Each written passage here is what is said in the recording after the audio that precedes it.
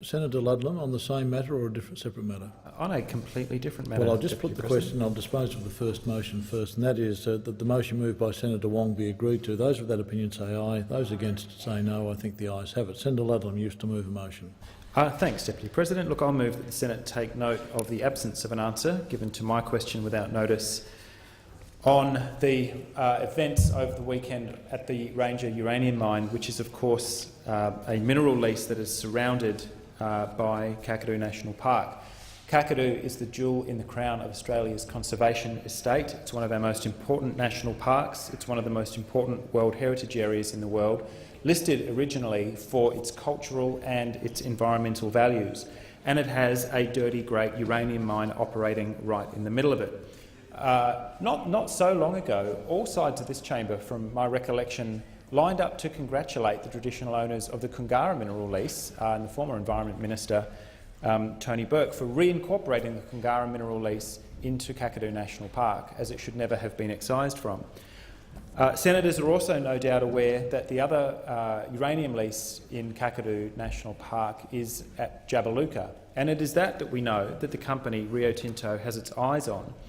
But at this clapped-out facility over the weekend, as Senator Cormann indicated not so long ago in question time, overnight, up to 1.4 million litres of strongly acidic radioactive sludge spilled from a burst tank into the mine site.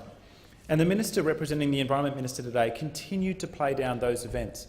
This is what I would construe as the worst radioactive disaster in Australian history, and that may sound a little over the top. I'm more than happy for senators on any side of the chamber to stand up and tell me which was worse. If you accept out the deliberate atomic bombing of Australian and British service personnel after the Second World War and the Aboriginal people of the region, it's hard to come up with a worse example of a radioactive spill or contamination event in Australian history.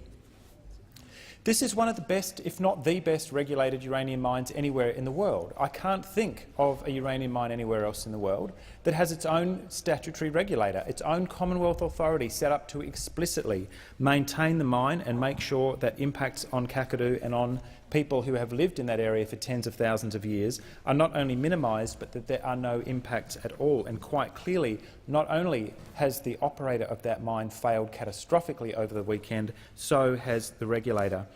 This is only the most recent, and I would say most serious, of a string of leaks, spills, disasters, near misses, mishaps that has occurred at the Ranger project area over a period of 33 years. The record of more than 150 spills, leaks and licence breaches is well documented. Some years ago I revealed through Senate estimates with the supervising scientist that water with uranium concentrations nearly 5,500 times background are leaching beneath the tailings dam at Ranger. A few weeks ago, a contaminated vehicle was somehow allowed out of the restricted area of the site. In 2004, plant workers drank and showered in uranium process water containing 400 times legal uranium concentration. So I share the deep concerns of the traditional owners of the area, who quite agreed with a Senate committee finding into the uranium industry in Australia that's never been properly followed up, that found a persistent pattern of underperformance and non-compliance.